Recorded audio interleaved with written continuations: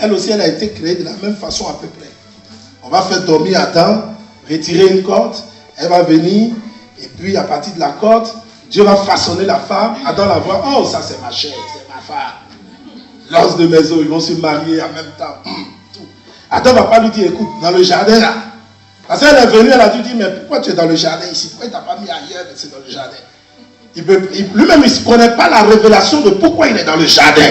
Il ne sait pas qu'il est dans le jardin là, quand il a fini de nommer tous les arbres, tous les animaux des champs. Il doit apprendre à voir comment les arbres évoluent. Apprendre à voir comment est-ce que les animaux eux-mêmes progressent, évoluent. Pour que la nature de la loi de l'évolution, de la croissance qu'il n'a pas connue, parce qu'il a sauté les étapes, Dieu l'a fait homme directement, il puisse apprendre à connaître ça pour ajouter ce manque-là à sa vie. Quelqu'un peut dire Amen avec lui.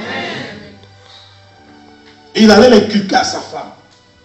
Parce que laissez-moi vous dire que c'est selon la loi de la croissance, de la progressivité, c'est selon la loi de l'évolution des étapes qu'on gagne en maturité, qu'on devient sage. Voilà pourquoi quelqu'un qui n'a jamais vécu des faits avec Dieu, il ne peut pas encore connaître Dieu. Voilà pourquoi quelqu'un qui n'a pas encore connu des faits ici en France, il ne peut pas encore connaître la France. Voilà pourquoi quelqu'un qui n'a pas encore connu des faits avec son mari ou sa femme, il ne peut pas connaître son mari, elle ne peut pas connaître ça. Vous me comprenez un peu? Les deux ne peuvent pas se connaître. Pour mieux vous connaître, il doit y avoir des frottements entre vous. Pour mieux vous connaître, il faut forcément qu'il y ait des circonstances dans le temps et dans l'espace, dans l'heure, pour que chacun de vous apprenne à connaître l'autre par expérience. Amen. Donc quand un couple commence à s'engager aujourd'hui, ils vont croître dans ce couple. Ils vont grandir dans leur vie de couple. La vie de couple va avoir 1 an, 2 ans, 10 ans, 20 ans, il y en a qui ont 50 ans de vie de couple. Ils sont vieux aujourd'hui, ils marchent ensemble, mais ils se connaissent. Ils se connaissent. Le gars va te dire, non, calme-toi. Quand ma femme parle maintenant, je ne parle jamais. Je sais de quoi je te parle. Parce qu'ils ont appris à vivre avec la loi de la croissance. Ils ont appris à vivre avec le développement de leur couple. Quelqu'un peut dire amen, arrête. Ton enfant qui naît aujourd'hui, tu vas mieux l'apprécier, tu vas encore mieux l'aider et tu vas être mieux enseigné par Dieu sur la vie quand tu vas voir la croissance de cet enfant. L'enfant naît avec 2 kilos, 3 kilos, 4 kilos, mais tu vas voir comment il va développer dans tes bras. Tu vas voir comment est-ce que la croissance va être innée en l'enfant. Et l'enfant, un jour tu vas dire, ah, l'enfant qui est né avant-hier là, l'enfant qui est né hier là, c'est lui qui parle aujourd'hui. C'est la loi de la croissance. Amen. Sans elle, on échoue. Quelqu'un peut dire amen avec moi. Est-ce que quelqu'un veut échouer ici ce soir? Donc si tu ne veux pas échouer, je vais t'enseigner cette loi-là. Adam ne l'a pas observé dans le jardin d'Éden. Adam n'est pas né selon la loi de la croissance. Il n'a pas respecté l'étape de la sémence, de l'enfance, de l'adolescence jusqu'à être adulte. Il a commencé déjà à travailler dès que Dieu l'a créé. Ce n'était pas sa faute. Mais Dieu l'avait fait à l'état brut. Et pour améliorer les choses, Dieu l'a créé à l'état brut par l'onction créatrice, mais pour l'améliorer, pour faire la finition d'Adam, Dieu lui a donné une onction agissante. Donc tout ce qui était dans le jardin était sous l'onction agissante de Dieu. Tout agissait, tout vivait. Il y avait croissance. La Bible, Jésus a dit quoi? Si le grain de blé qui est planté en terre, qui est semé en terre, s'il ne meurt, il ne peut porter beaucoup de fruits. Adam sait qu'il est cultivateur du jardin, il est gardien du jardin. Il a affaire à l'élevage dans le jardin, il a affaire à l'agriculture dans le jardin. Il doit observer comment ça. C'est d'abord un noyau, puis ça grandit. Quelqu'un peut dire amen avec moi? Si tout Dieu lui a dit, tu mangeras de tout ce qui est dans le jardin, sauf tant. Ça veut dire quand il mange la mangue, il y a le noyau. Il peut planter ça, ça devient encore anguille. Mais pourquoi il n'a pas observé la loi de la croissance? Quand tu négliges la loi de la croissance que Dieu veut que tu observes et tu es plus pressé que Dieu lui-même, tu échoues.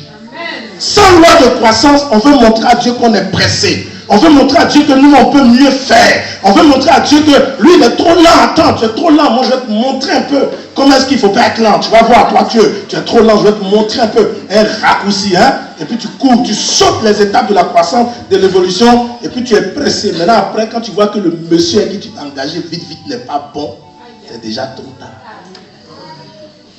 Est-ce que quelqu'un peut acclamer pour le Seigneur? Quelqu'un peut acclamer pour le Seigneur? Acclame Jésus. Moi, je vais t'enseigner la parole de Dieu. Parce qu'il y en a qui disent, ça fait combien d'années Dieu ne me bénit pas? Ça fait combien de temps Dieu n'ouvre pas les portes? Dieu veut que tu observes la loi de la croissance, la loi de l'évolution, de la progressivité. Parce que de toutes les façons, ce qu'on obtient facilement là, on n'y prête pas trop d'attention. Ce qu'on obtient trop facilement, on pense que la terre a reçu facilement, qu'on néglige souvent la chose. On ne connaît pas la valeur de la chose. Voilà pourquoi Dieu, par l'épreuve, veut que tu obtiennes ce que tu as. Quelqu'un peut dire Amen avec moi? Il faut que tu sois patient. Parce que dans la loi de la croissance, l'un des premiers points que je veux qu'on voit ce soir, on ne va pas lire des textes, mais il faut que tu retiennes ça, c'est la patience. Dis avec moi, la patience. Être patient, c'est très important.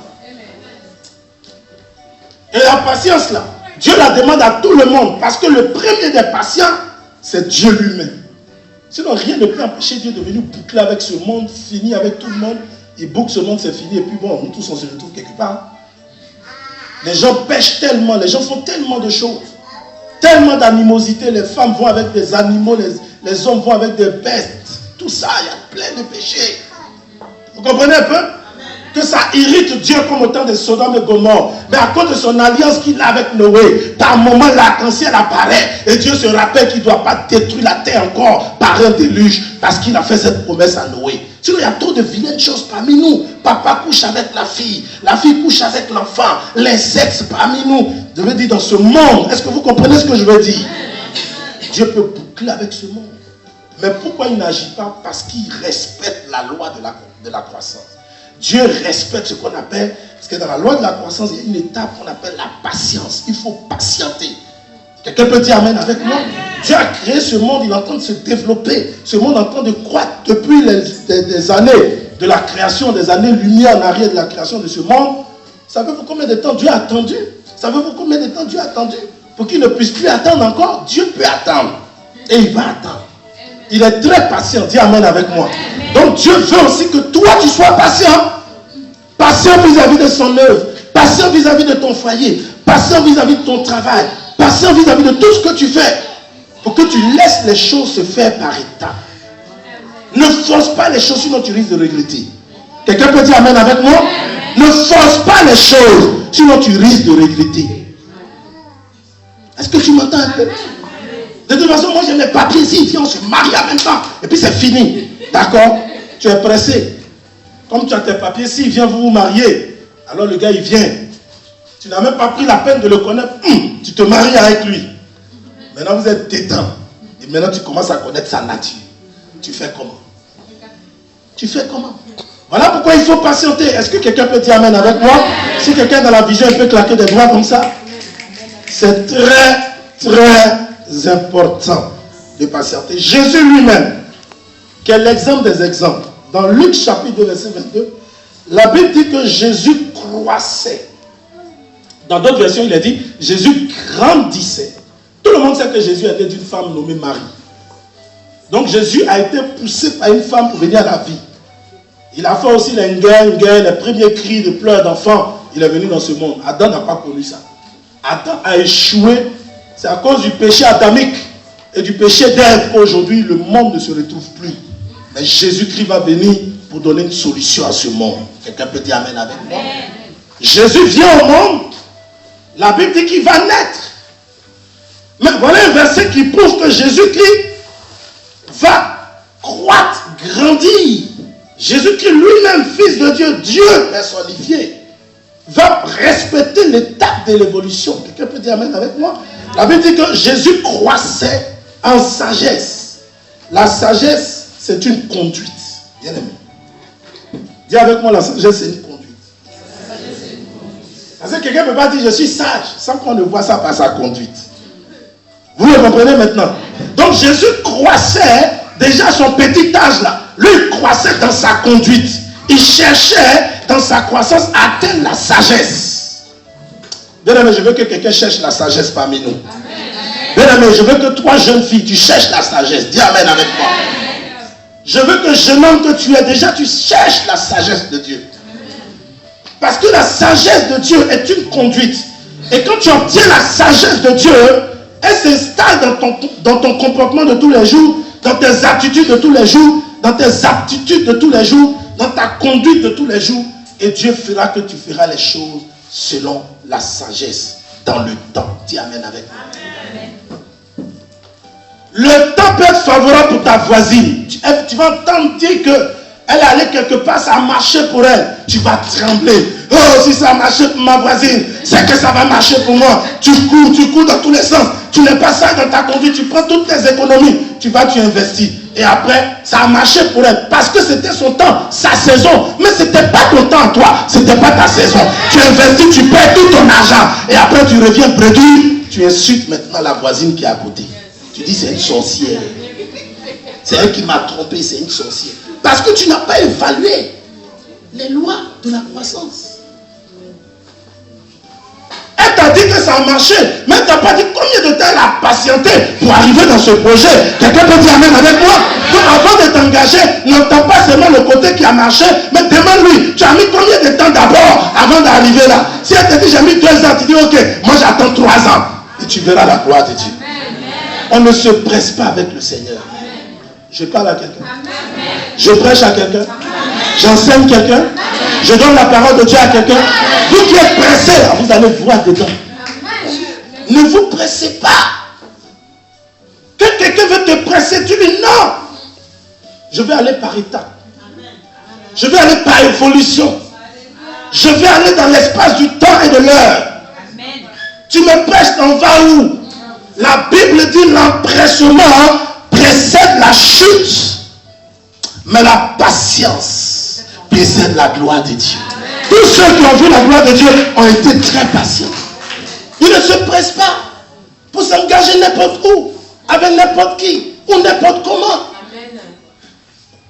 Quelqu'un peut dire amen avec moi? Il faut patienter. Dans tout ce que tu fais ici, il faut patienter. Dis au Seigneur, rappelle-moi les lois de la croissance. Mon enfant là, je l'ai vu naître aujourd'hui. Oh, je l'aime. J'aime tellement mon enfant que je veux que tout de suite, pour le voisin qui m'agresse tous les jours, mon petit garçon là devienne un homme en même temps. Je vais au supermarché, je paye toute la nourriture, je viens, mon enfant, boinve-toi de ça, boinve-toi de ça. Mon enfant mange la nourriture, mon enfant mange la nourriture. Et comme ça, tout de suite, après avoir mangé la nourriture que j'ai achetée dans tout le supermarché, tu vas devenir en même temps un homme d'un coup. Pour me défendre du voisin qui me fatigue tous les jours. Tu as déjà vu ça? Tu es obligé d'attendre que ton enfant fasse ses années. Quelqu'un peut dire amen? Il va faire ses années d'abord. C'est après 21 ans qu'il devient un homme. Et puis il peut venir maintenant taper à la porte du voisin. Toi, si le voisin est encore là toujours, hein? Toi, qu'est-ce que tu faisais à ma mère? Voilà la loi des états. Il y en a qui veulent violer ça ici. Il y en a pour ça, ils murmurent contre Dieu et vos bénédictions sont retardées. Si je murmure contre Dieu pour ça, ma bénédiction est retardée. Est-ce que quelqu'un me comprend un peu?